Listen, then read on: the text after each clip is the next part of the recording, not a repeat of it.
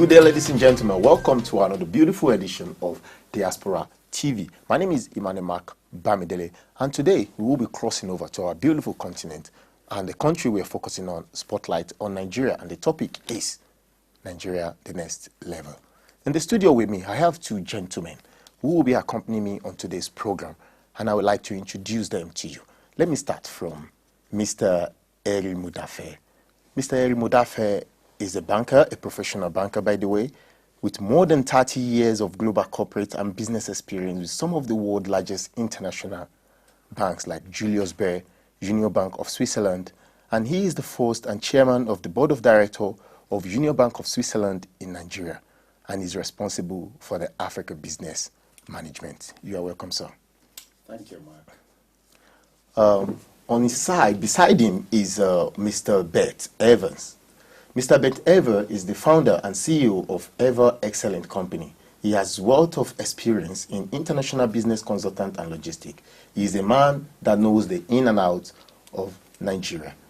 He's also a coordinator at the Emerging Young Entrepreneur in Nigeria and a mentor at Tony Elemelu Foundation. You're welcome, sir. Thanks a lot, Mark.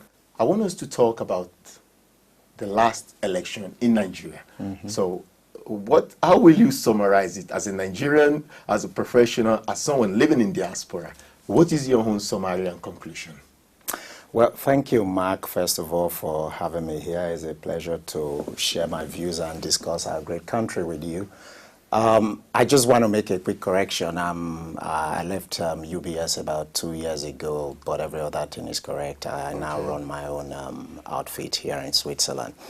Now to the question of the last elections in Nigeria, I have to say every Nigerian needs to be proud of what we did, because there is not a lot of talk about it outside because you don't have a lot of issues around it, which is a good sign, right? I think once again we demonstrated as Nigerians and as Africans that we can run these democratic processes, albeit, with small issues here and there, logistical challenges and all that. But overall, the reports, show that it was a fairly well-run election with results that, are left to be seen. And I have to say I'm proud that we actually have a proper transition to the next government of Buhari a second time. So, yes. Now, let me go to Mr. Ever. You have been to Nigeria, and I can say you understand the language a bit, or the culture. So, yes. What potentials and opportunity do you see in Nigeria, and why? If you look at Nigeria, it's a huge market. It has a huge potential for foreign investors.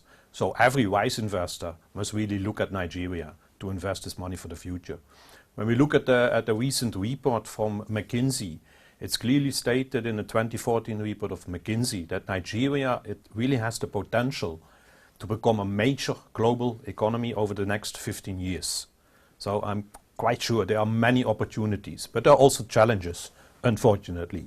Some of them we know very well. Some of them are like voice and accountability, the political stability, absence of violence, government effectiveness. It's about regularity, quality, it's about the rule of law and control of corruption. If we can strengthen these 6 dimensions which I just meant, then we can help to get Nigeria along the path of recovery, and then we can grow again, and then we can really get to these opportunities. What's important is to accelerate the end of poverty. Yeah. Nigeria really should focus on developing enough capability for designing and delivering poverty reduction programs. When we implement these reforms, it's really vital for the company. After all, improving the quality of government, it's not only important to accelerate poverty reduction, it's a development goal in itself. When you look at Nigeria today, we have people like you who are living in diaspora, and some are asking questions. Why are they not going back home to help to fix the country? So I'm asking myself, why someone like you are not in the government to help the Nigerian government to fix something? Why are you not part of the government? And why is that they say, but some diasporans are in the government, but still the changes are not felt that much. What is your take on this? Look, that's a very important question, and it definitely touches on what Bert said before. So you can look at it from the opportunity side in terms of Nigeria being a big market and all the potentials it has. You know, what keeps me awake at night is when I think of Nigeria, say, 2050. If you look at UN statistics, Nigeria should have anywhere between 380 and 450 million people by 2050. So you can look at it from an opportunity viewpoint, but I look at it from another viewpoint, which is a Nigeria that is not functional by 2050 with 450 million Nigerians is a major security risk to Europe and challenge. And, you know, living in diaspora, and when I talk to, you know, friends here in Switzerland and colleagues, I try to challenge them to say, can you think of, you know, what that would be in terms of the impact of 450 million Nigerians by 2050? One, not just on the economy, but if we do nothing to get Nigeria, which then becomes truly a global powerhouse in Africa on its fate, then we have a real terrible situation.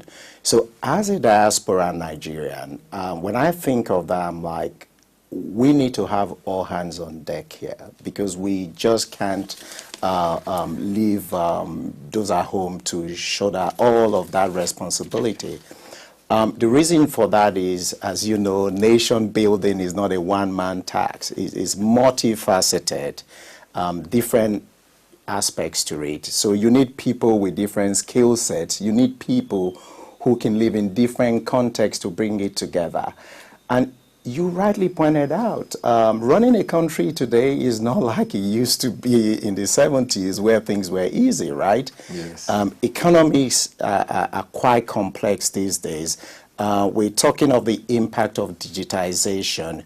You're looking at things like human capital development, and it takes very skilled, well-educated people who can live in the context of now to actually be able to come up with policies that work in areas or these kind of sectors in the economy or polity.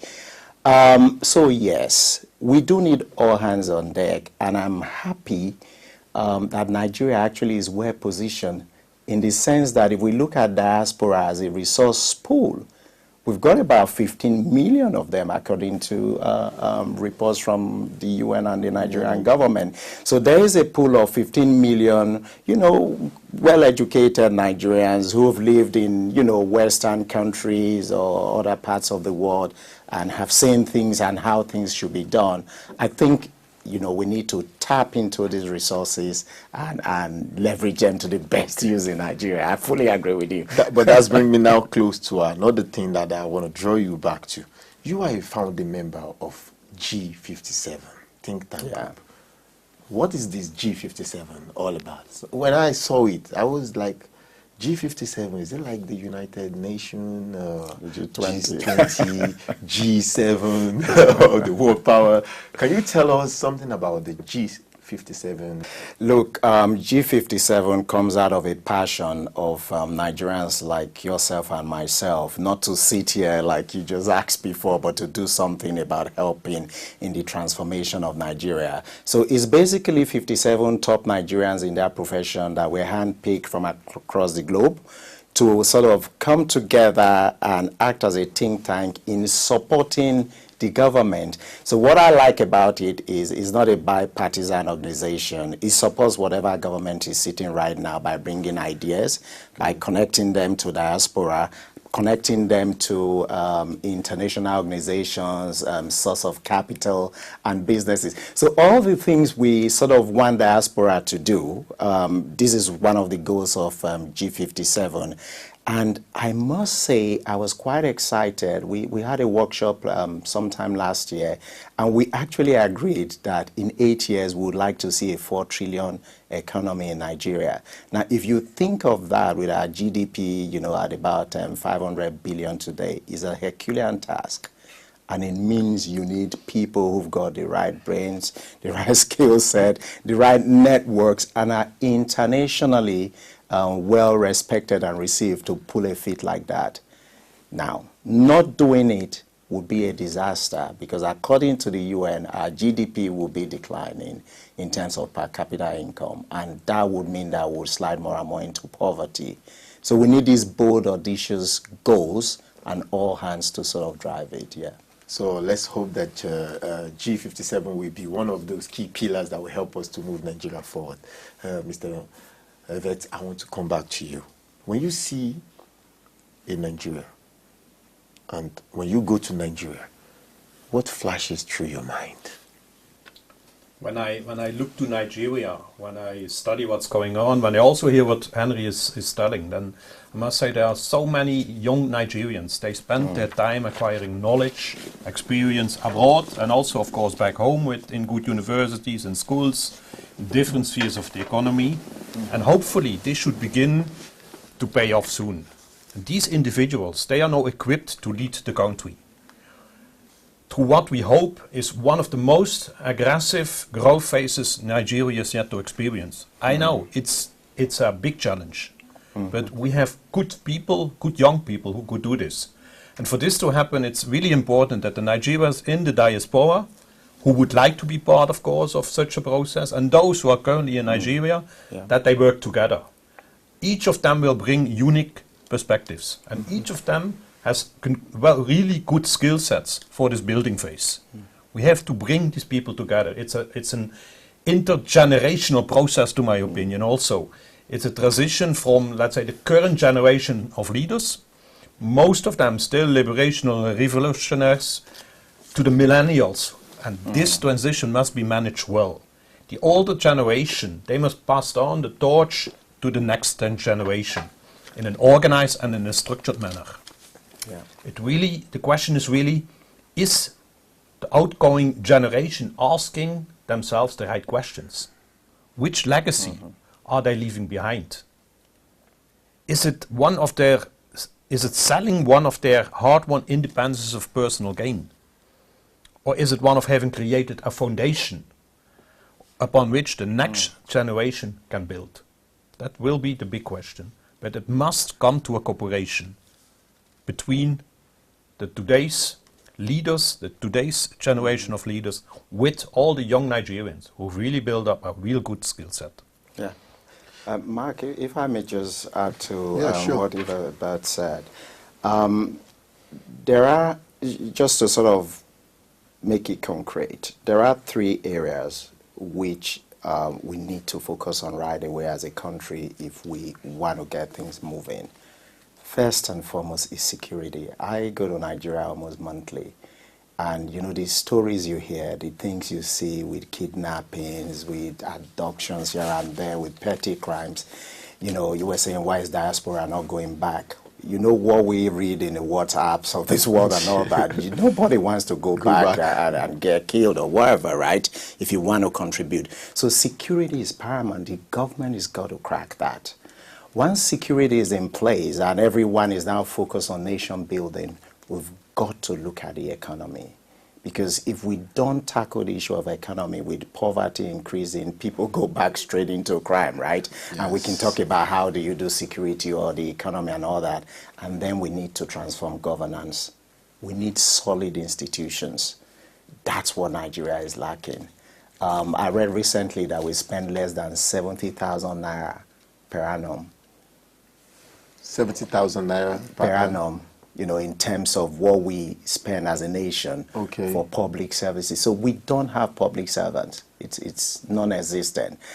Now, those who are there, of course, 70,000 per year, that's nothing. So they probably have to take care of themselves by, you know, sourcing for capital or doing other things, right? So sourcing for capital could also be taking bribes. Exactly, right? Yes, so those are issues of governance which we need to rebuild our public service again. So there's pride to be a public servant like it used to be in the 70s and compensate them properly. Because this whole thing is a feedback loop. You don't have a proper public service, you don't have a proper foundation for a country. And that's the basis really of calling yourself a nation. If it doesn't function, then everyone runs a local government, like we jokingly say, right? Yes, I totally agree with you. Let's now come back to Switzerland. We are all living here in Switzerland. And I'm sure in one way or the other, there must be some kind of potential, even if I am not so much aware of those potential, or I'm aware of some and not all. As an entrepreneur, as an European person living for over 30 years in Switzerland, where do you see opportunities that the Swiss government can tap in Nigeria? I'm not really sure whether it's the Swiss government, but it's how we live in Switzerland, basically. And one of the most important pillars in Switzerland is the private sector. The private sector is really the key to unlock a country's economic potential. If you look that we have about 90% of all companies in Switzerland are small and medium companies, and they are driving this country. They are taking care of generating new jobs, becoming bigger, becoming big companies even. And even if big companies would leave, we still have enough potential to build up new ones again. That's a very strong and important part of the good economy in Switzerland. And I really think, I'm convinced we can do the same in Nigeria or also in other African countries, maybe also with help from Swiss people. Why not? Like me, I'm mentoring people in Nigeria and Africa now already to become a small or a medium company, and hopefully at a certain moment even a big company. That's for sure one very important thing. Then it's the dual track education system which we have over here in Switzerland. You know it in the meantime also, when the girls are 14, they can decide, where do I go to? Do I go for high school, university, or do I want to learn a job? About 65 to 70% of all youngsters, they decide to learn a job. And at the end we need both. We need the university people and we need the working people. And they both have the possibility to grow. Even the working people who learn a job for 3 years, believe me, they are the best workers you will ever find in a company. And some of them, they start working, the others, they start to run a company, or they are a very small startup, they develop new ideas, they go to other parts of the world, etc. But this education system which we have over here, dual track education system, which is a combination of the government, of the economy, of the schools, and of the parents, of the social behaviors we have over here, that's extremely important. And I would recommend it to every country in the world, basically, to at least try to let's say, make a kind of copy of it. And then what's something which I always feel, hear in my mentoring activities and my business activities in Nigeria are business ethics. So just small things like being in time, these kind of things, delivering your services in time, doing the right invoicing, all these kind of things. Business ethics, that's one of the strengths we have in Switzerland over here. When I moved from the Netherlands to Switzerland, in the Netherlands we always started 15 minutes late with a meeting. When I came to Switzerland, my first meeting, I was 5 minutes late, and everybody was looking very angry at me. That's business ethics. Just a small example, but we should learn that all over the world, because business is money and time is money. Absolutely. And we must live it.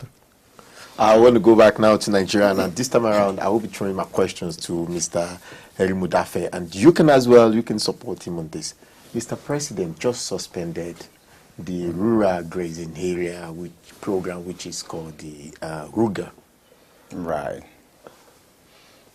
After facing a lot of mass criticism from Nigerians, both in Nigeria and in diaspora, as a well-learned person, a business person as well, someone who understands the Nigerian economy, who understand business, who understand banking, who understand money. Can you please tell us, what is your opinion on RUGA? Look, there are two ways to look at this. On the one hand, there is governance, and there we have institutions, right, where you make laws and you pass them through parliament and then is executed. So I want to believe that the president did not just announce these things. From what we pick up here and there, it's been debated in the National Economic Council. The governors were in the loop and all of that, which might have led to the Ministry of Agriculture taking that step. I don't think it just came out of nowhere. But the good thing about a democratic system, and this is where I say we have to be proud of ourselves as Nigerians, is that there's been an uproar because people feel insecure for certain Nigerian-specific reasons, right, that this might, lead to some other challenges. And the president has listened and put the program on hold. Based on reports from yesterday, the National Economic Council is debating it and coming up with maybe a better way to do it or a more structured approach to it. So that's the governance part. On the other hand, we are talking about Nigerians as well, who have a certain way of life, which are also guaranteed in the Constitution, right? If you look at the demand side, every Nigerian loves beef, and we want to have our beef, right? So there are all kinds of aspects to this topic, and I think the government needs to actually take a step back, look at all the stakeholders in this equation, and find a balance. If you tell Nigerians today that, all right, no regard, these guys, let them stay only in the north and all of that, Nigerians would revolt as well because they want meat. So the work of governance is not as easy. It's always a compromise, and that's what we can learn from the Swiss. They call it the Swiss way, right? It's never black or white, it's gray. Yes. You try to satisfy a bit, and when everybody is a bit unhappy, you've gotten the right answer. That's my take. I think, let me just only say this word again, compromise. And that's, let's say, the first thing which everybody can learn from Switzerland. It's in the political system that we go for compromises. It's also in the companies, it's in the schools, it's all over. It's somewhere in our mind, in our body, that we always go for compromises. Mm-hmm. And you say, if everybody is a bit unhappy, then you have the right solution. But we keep on talking about it till we find a solution where everybody can say, yes, I signed for this. This is okay for me. And that's, I think, the same also with the Ruger situation. We have to go for that. It's a difficult one. It's a challenge. But people have to keep talking together. People have to listen to each other. I think that's very important. Absolutely. And to acknowledge what's now really important, what's necessary to find the right compromise. What are your advice for Nigerians who are living in diaspora? Because according to statistics, they said they are contributing around $16 billion as a remittance back to me. But still, you still have reputation problems among Nigerians. This is something we all know. Yeah. But many Nigerians still think we are being stereotyped. Some said, yes, it's okay. You understand that we represent the face of black. We are the most populated black nation in the world. It's not like we are running to overtake people's country or to overrun their country. It's because our population is almost 200 million. So if you divide it by percentage of how many Nigerians are outside Nigeria, which just says around 15 million, in ratio of our population, we are still not the highest Nigerians will live outside, highest population will live outside their country. So now I want to ask you something. What is your advice for Nigerians who are in diaspora? All right, that's an interesting one. I just want to mention that someone jokingly said, you might think oil is the #1 export out of Nigeria, but actually it's Nigerians. If you look at,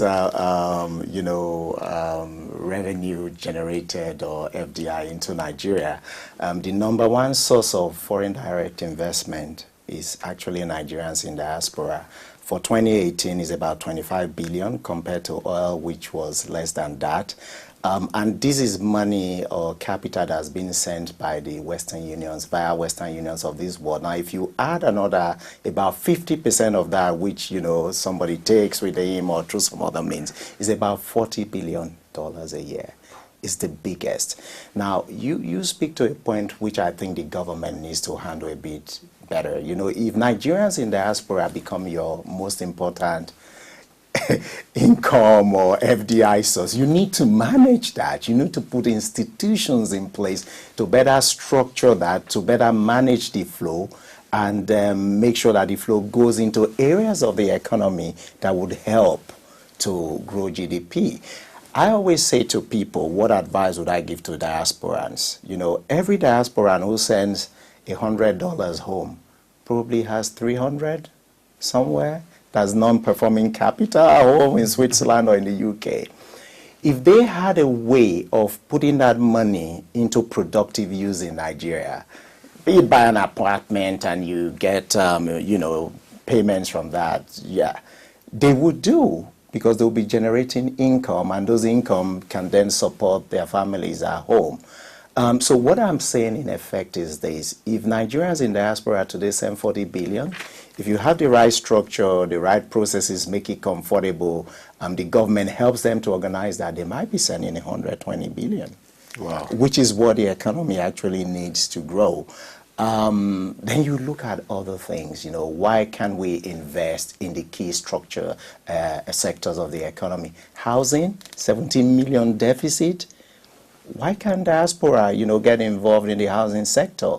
What about financial services, like what is happening in telecoms? We still have lots of unbanked in Nigeria. So that's an area. Agriculture. What are microloans? Why don't we have a diaspora bank where we can put money and give microloans and actually run those micro banks in 36 states of Nigeria?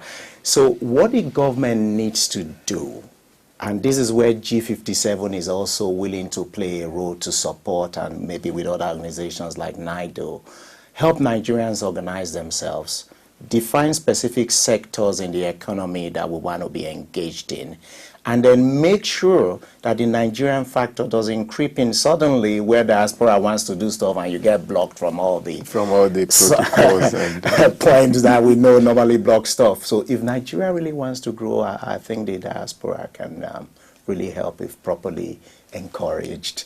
And finally, to the issue of reputation, once we deal with governance in Nigeria, it reflects on Nigerians abroad. Once Nigerians in diaspora feel listened to and they have a way of engaging back with homeland, I think they begin to think differently. There are business opportunities in Nigeria, like you would say. So why can't I partner with you and we start a business and I can employ young Nigerians? Yes. If I do that, why would I be running the Swiss or Switzerland and running into police problems and all that? So it's got to be a multifaceted approach. You know, diasporans trying, the Swiss government supporting, Nigerian government helping out, the international organizations, and then Nigeria needs to actively manage its image abroad. We need to put programs in place to address things like business ethics, to address things like corruption. We've got to market ourselves. Look at America, the way America markets itself, and everyone wants to go to the US because it is well marketed. So it doesn't just happen. Nigeria needs to market itself. We need to go to the trade shows. We need to go talk about the fact that we have arable land, that there are business opportunities, that people can make as much as 17% just in fixed deposits, which nobody knows here in Switzerland, right? So it's all of those things I think we need to be talking about and looking at. And from your side, Mr. Evert, what do you think? I'm very happy, especially about this multilateral work which we have to do together. I've made a list of about 20 topics where I should work on if I could really influence what's happening in Nigeria. Let me just give you 5 examples, and they are mostly related to the youth. I'm working with many youth, and you also mentioned the youth, and I think that's the biggest potential we have in Nigeria, in the whole of Africa. So one thing which I would really do is develop the youth of Nigeria, of Africa in total, through empowerment initiatives, through partnerships, sustainable systems of development that really strengthen their self-reliance. That's one very important topic. We have a very important program already running. It's done by Mr. Tony Alumina and his family. It's called the Tony Alumina Entrepreneurship Program. It's running since 2015. This year we are supporting 3,000 people all over Africa, not only Nigerians, but the main part are Nigerians, to really be able to set up their own companies, to start up a really successful company. We want to inspire a general shift in the Nigerian business, in the Nigerian industry, by preparing a new breed of entrepreneurs through improved access to technology, very important, innovation, mentorship, and finance. You also talked about it before. That's very important, that also these young entrepreneurs get this access. We can learn a lot from the West, but we can do even better in Nigeria, in the whole of Africa. We must unlock the obstacles which Nigerian entrepreneurs are facing today when they grow their startups into small or medium companies, their small, medium, international growth companies, or their national growth companies, even into African multinationals. Yeah. There are too many obstacles still. Just look at registering a company. Just look at getting money from a bank. There's hardly any possibility for a young person to really start up a new business. We must position, and that's about the same what you said before, we must position Nigerians' private sector. Like we've done it in Switzerland already, we can do the same. We can learn from the mistakes we made in Switzerland. We can be much quicker in Nigeria. Most importantly, we must position the entrepreneurs as really as a catalyst for social and economic development of Nigeria and of the whole continent. We have to show the people perspectives. It's not only about security. If we can show people's perspectives, security will improve. I'm very sure. Absolutely. I'm very sure about it. And very important, we have to enrich these existing networks, which are already around. We have to facilitate meaningful conversations, like we're doing today already. Out of this, we could start very interesting conversations, talks to the people over there, also talks to people like Tony Elumelu, or for example, Dr. Hoa Lamino from the Nasarawa State University. She will be here in Switzerland in November this year for a workshop, and they are running a program, it's called Emerging Young Entrepreneurs. Oh, yeah. So they're also doing basically these kind of things, and we have to involve all these people, all these initiatives, to really get to relationships with which we can assist tomorrow's business leaders. And we can, that way we can build a really an impactful pan-Nigerian entrepreneurial ecosystem. When you look at Libya, for example, before the crisis in Libya, they had about 320 filling stations, gas stations in Switzerland and refinery. Yes. Yeah. Why is Nigeria always talking about foreign investors, foreign investors? Why are they not also investing in a foreign land and take the money of the profit and return it back to the country? Well, that's an interesting question. We have the Nigerian Sovereign Fund, which was set up. I think it's got something like 1 point something or 2 billion. I don't remember the exact number. So basically, it's supposed to help develop industry in Nigeria and, you know, co-invest in certain activities. This is what its purpose is, and is allowed to also invest outside of Nigeria. I think the biggest challenge is the returns in Nigeria are actually higher than you would ever get elsewhere. I mean, just look at fixed deposits alone, T-bills 11%. When I mentioned that at Parade Platz to say, you know, you can get returns of 5%, people think you're not serious because they think that's very risky. But commercial banks in Nigeria today for, you know, credits charge as much as 26 to 32%. So which means if you sort of borrow money to commercial banks, you're guaranteed anywhere between 11 and 16%, which you would never find that kind of return out here in Europe. So why should Nigerian government be investing out when we have opportunities that are better yielding at home? Actually, the reverse should be the case. Swiss pension funds, insurance companies and institutions, business owners should be investing in Nigeria, especially with the negative interest that you have right now in Switzerland. They should be taking risk capital and putting it in the country that's going to be third largest in about 20 years. That should be the policy they should be pursuing. But other things need to be in place because nobody wants to lose their capital, right? So security, ease of doing business, electricity, legal system, as is in place, then the Swiss and European money will come in And then is a better word for all because we get returns, we get infrastructure and all that. Yeah. Thank you very much. That's a very brilliant one. I don't know if you want to chip in one or two things. Yes, I shortly want to add something because I think there's a lot of money available and there are also many institutions that are ready to invest in Nigeria. What's important, I think that's an immediate goal which we must go for, is we must really create networks, we must create strategies to maximize the benefits of this Nigerian giving, as I call it. Yes. It's really the first step must be to build a philanthropic infrastructure, a really functioning structure with technological, legal, tax and accountability systems where we all know, everybody who wants to invest knows, these donations are secure. Yeah. We can work with it. We get a return on investment. It's used the right way. That way I think it's really the Nigerian diaspora, also the Nigerians anywhere on the continent with disposable income. They can help the government by achieving the sustainable development goals by directing the resources to the right organizations, to those organizations which are best positions to really create Nigerian wealth. It's possible. We have to go for it. We have to put in the structures, the institutions to make that possible.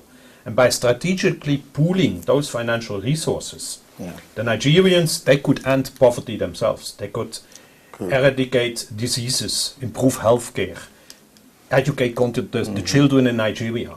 All of this would really help Nigeria to realize its economic potential. And it's huge. We just heard it. In 15 years from now, it's one of the biggest economical countries we see in the world. Thank you very much, gentlemen. It's such a pleasure to have you on today's program on Nigeria Next Level.